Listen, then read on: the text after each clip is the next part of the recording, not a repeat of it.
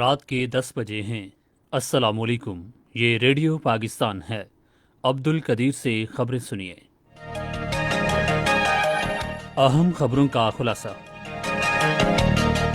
وزیر اعظم نے کہا ہے کہ پاکستان میں پن بجلی کے وسیع مواقع موجود ہیں جن سے فائدہ اٹھانے کی ضرورت ہے۔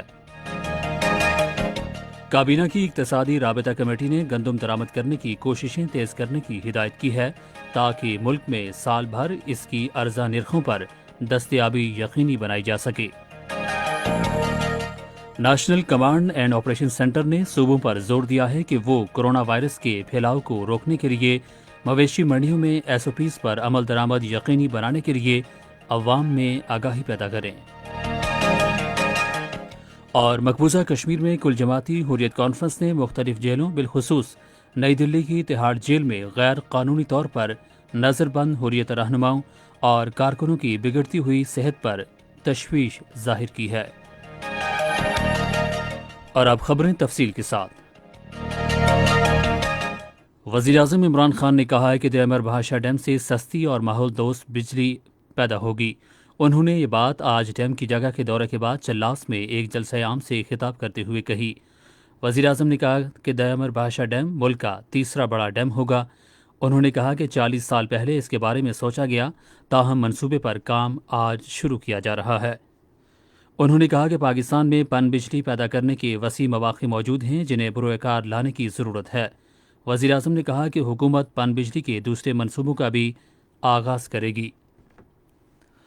سینٹ نے آج صدر ڈاکٹر عارف علوی کے گزشتہ سال 12 ستمبر کو دونوں ایوانوں کے مشترکہ اجلاس سے خطاب پر اظہار تشکر کیا ہے۔ اس بارے میں تحریک پارلیمانی امور کے بارے میں وزیر مملکت علی محمد خان نے پیش کی۔ ڈاکٹر شہزاد وسیم نے سینٹ میں صدارتی قائد ایوان پر بحث سمیٹتے ہوئے کہا کہ وزیر اعظم عمران خان نے اقتدار میں آنے سے پہلے 2 جماعتی نظام کا خاتمہ کیا۔ ایوان کا اجلاس اب جمعے کو دن 10:30 بجے ہوگا۔ کابینہ کی اقتصادی رابطہ کمیٹی نے گندم درآمد کرنے کی کوششیں تیز کرنے کی ہدایت کی ہے تاکہ ملک میں سال بھر آٹے کی ارزاں نرخوں پر دستیابی یقینی بنائی جا سکے۔ کمیٹی کا اجلاس آج اسلام آباد میں مشیر خزانہ ڈاکٹر عبدالحفیظ شیخ کی صدارت میں ہوا، جس میں قومی غذائی تحفظ اور تحقیق کی وزارت کو یہ ہدایات جاری کی گئیں۔ اقتصادی رابطہ کمیٹی نے ایشیائی ترقیاتی بینک کو بین الاقوامی سرمایہ کاروں کے لیے پاکستانی روپے سے متعلق آف شور بانڈز جاری کرنے کی بھی اجازت دی، تاہم اس کے لیے تمام ضروری تقاضے پورے کرنا ہوں گے۔ National command and operation centre نے صوبوں اور دیگر متعلقہ فریقوں سے کہا ہے کہ وہ کورونا وائرس کے پھیلاؤ کی روک تھام کے لیے مویشی منڈیوں میں حفاظتی تدابیر پر عمل یقینی بنانے کے لیے عوام سے رابطہ رکھیں۔ National command and operation centre کا اجلاس وزیر منصوبہ بندی اسد عمر کی صدارت میں آج اسلام آباد میں ہوا، جس میں ماڈل مویشی منڈیوں کے قیام اور ضابطہ کار پر عمل درآمد کے امور پر غور کیا گیا۔ اسد عمر نے اس موقع پر ایس او پیز پر عمل کے لیے سخت انتظامی اقدامات پر زور دیا تاکہ مویشی منڈیوں میں کورونا وائرس کے پھیلاؤ کے خطرے کا سدباب کیا جا سکے۔ انہوں نے کہا کہ مویشی منڈیوں میں ماسک کے بغیر داخل ہونے کی اجازت نہیں ہونی چاہیے اور حکام اس پر ہر صورت عمل کرائیں اور مویشی منڈیوں کے داخلی اور خارجی مقامات کی نگرانی کریں۔ وزیر داخلہ اعجاز احمد شاہ نے عوام سے عید سادگی اور سخت حفاظتی اقدامات کے ساتھ منانے کی اپیل کی ہے تاکہ کورونا وائرس کے پھیلاؤ کو روکا جا سکے۔ آج پشاور میں عید الاضحیٰ کے حوالے سے لاہی عمل کا جائزہ لیتے ہوئے انہوں نے ایس او پیز کے نفاذ میں وفاقی حکومت کی جانب سے ہر ممکن تعاون کا یقین دلایا تاکہ اس وبا کا پھیلاؤ روکا جا سکے۔ وزیر خارجہ شاہ محمود قریشی نے کہا ہے کہ پاکستان جمہوریت اور قومی یکجہتی کے دن پر ترکی کے ساتھ یکجہتی کا اظہار کرتا ہے اور خوشحالی اور امن کے سفر میں ان کی حمایت میں شانہ بشانہ ہے۔ انہوں نے یہ بات 2016 میں دہشت گردوں کی تنظیم فتح اللہ کی ناکام بغاوت کے 4 سال مکمل ہونے کے موقع پر ترکی کے وزیر خارجہ کو ایک پیغام میں کہی۔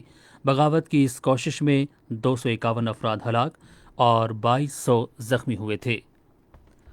اور مقبوضہ کشمیر میں کل جماعتی حریت کانفرنس نے مختلف جیلوں خصوصاً نئی دلی کی تہاڑ جیل میں غیر قانونی طور پر نظر بند حریت رہنماؤں اور کارکنوں کی بگڑتی ہوئی صحت پر شدید تشویش کا اظہار کیا ہے۔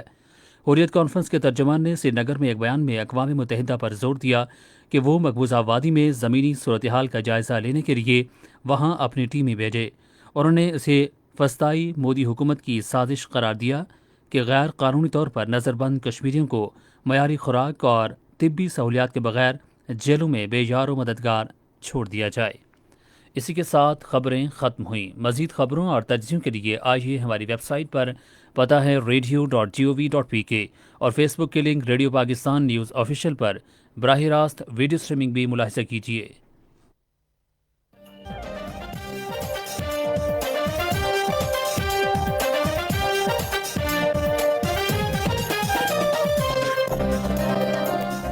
السلام علیکم۔ ساک نیوز بلیٹن کے ساتھ میں ہوں عمرانہ ناہید۔ اس بلیٹن میں آپ جنوب ایشیائی ممالک کے تعاون کی تنظیم